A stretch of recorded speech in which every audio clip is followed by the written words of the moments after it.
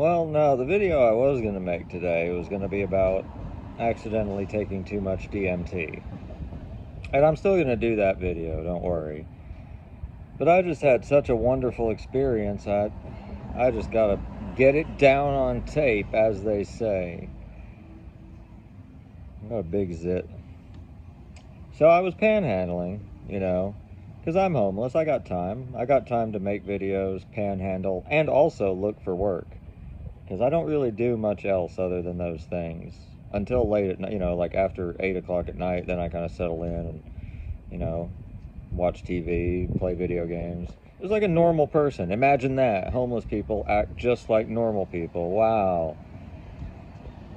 Speaking of which, so I was panhandling, and a little fucking high school kid in an Audi, a little 16-year-old shitbird, drives by and yells, "Get the fuck out of here, you selfish asshole."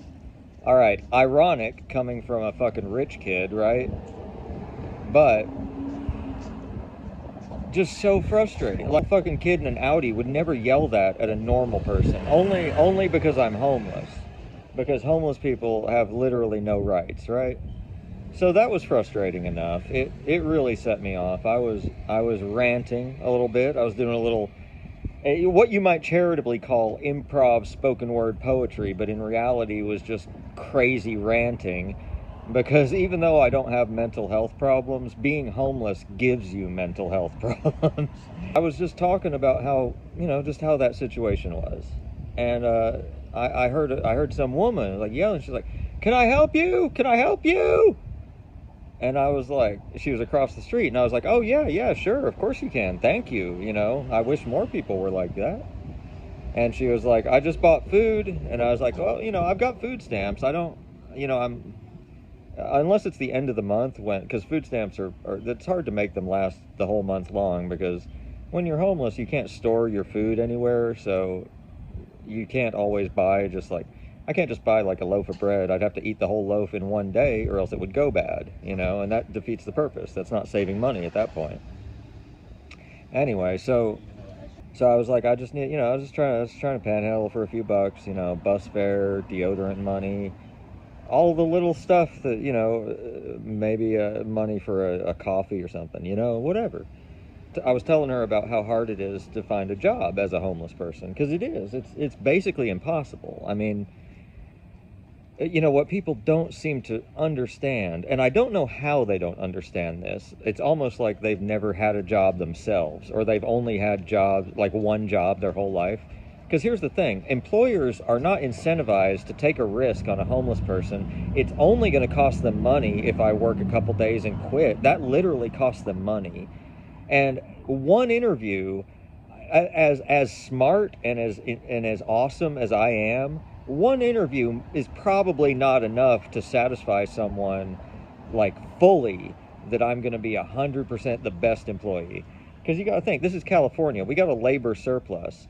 There's going to be 20 employees, people applying for the job who have houses. Why are they going to take the risk on the one guy who's applying who doesn't even have a home, right? Like this, if you're, I hope this makes sense to you, because this makes so much sense to me that it's fucking crazy that I have to explain this to anybody. But I have to explain this to people all day, every day. People don't, for some reason, don't understand that a corporation is not incentivized to act in a moral way. If hiring a homeless person is the thing that would make them the most money, they would do it. But otherwise, they have literally no incentive to hire a homeless person over a person with a home, right? Anyway, that's not even the point. So I was telling her that, and she starts talking about how her brother is schizophrenic and he shelves books at the library. And I was like, "Oh, that's cool." To be fair, they probably gave him that job because he's schizophrenic, because that's a thing. If you have like pretty serious mental or drug problems, there are programs to put you in some kind of work situation. There are not programs like that for just regular homeless people, because again, it comes back to money. Those programs that put people with mental or drug problems in jobs those programs pay the people who are giving them jobs. They pay a lot. It's like there are programs for hiring veterans. There are programs for hiring. Uh, I probably qualify as like a Native American, but anyway, there are programs for hiring people, especially people with mental health or drug problems. And I tried to explain that to her, and it became clear to me that she was crazy because she kept being like, "Well, there's dozens of libraries. Why don't you get that job? Why don't you do that?" And I was like, "Lady, settle down. Until you mentioned it just now, I didn't even know that was a thing. I thought, because I've known plenty of librarians in my time, I've the way I've always known it is that you literally have to have a degree to work at the library. That's how it works. Like every librarian I've ever known had a degree in library science. Even the desk clerks, even the bookshelvers have a degree in library science. So, I didn't think that was an option. But she just starts going like, and I said, I go to the library over here every day. They know me, they like me. And she's like, well, why don't you get a job there? And it's like, well, lady, I don't think they're hiring. I mean, it's a library, it's the easiest job in the galaxy. There's not going to be a lot of vacancies at libraries because they're publicly funded. They don't have the luxury of hiring a lot of excess people. uh, and they pay minimum wage, which for me that's fine. I don't care. Minimum wage in California is fantastic. It's like $16 an hour. I'm fine with that. I could save up and put a down payment on a car in just a couple months.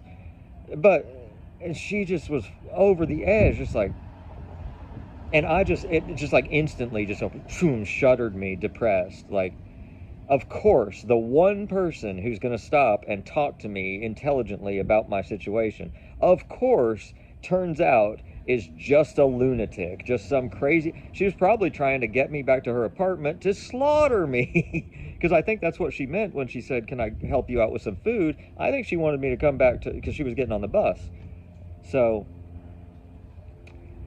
I'll make that video about taking too much DMT tomorrow. But I just had to get this one out there because what a situation, like, but it's fine. I'm fine. Everything's fine. Everything's great.